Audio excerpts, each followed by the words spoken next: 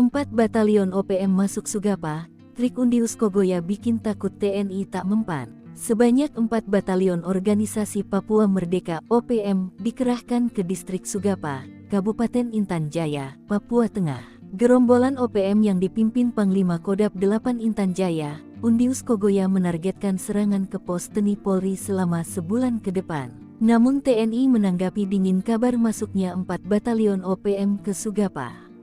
TNI memastikan tidak akan menambah pasukan menghadapi serangan OPM. Tidak ada penambahan pasukan, kata Kepala Dinas Penerangan TNI Angkatan Darat Kadispenat Brigadir Jenderal TNI Christomei Sianturi, Jumat tanggal 19 Juli tahun 2024. Dilansir tribunpapua.com, Christomei memastikan TNI selalu siaga melindungi dan membantu kesulitan masyarakat. Selain itu, klaim dia, situasi di Sugapa sudah berangsur-angsur pulih dan kondusif. Itu kan hanya hoaks yang sengaja ditebarkan oleh OPM untuk menakut-nakuti masyarakat, supaya masyarakat Papua menjadi takut bekerja, takut ke sekolah dengan melakukan teror, bakar sekolah, menyebarkan informasi yang mengancam, dan sebagainya, beber Christomei.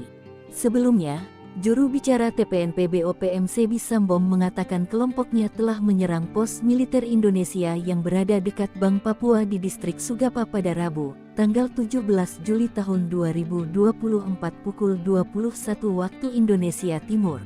Penyerangan tersebut dilakukan oleh TPNPB Kodap 8 Intan Jaya, berdasarkan laporan dari Enos Tipagau Komandan Operasi TPNPB Batalion Angin Bula dan Afrianus Bagubau Wakil Komandan Batalion Kinogo. Sebi menyebut penyerangan dan baku tembak itu terjadi selama 1 jam lebih.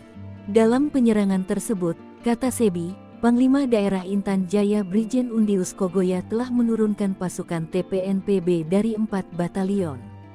Penerjunan pasukan ini demi melakukan serangan lanjutan dalam misi operasi di pusat Sugapa. Selain itu, untuk menyerang seluruh pos militer Indonesia dari ujung bandara pesawat hingga di Kampung Titigi selama 1 bulan ke depan. Siap ambil alih kota, kata Sebi.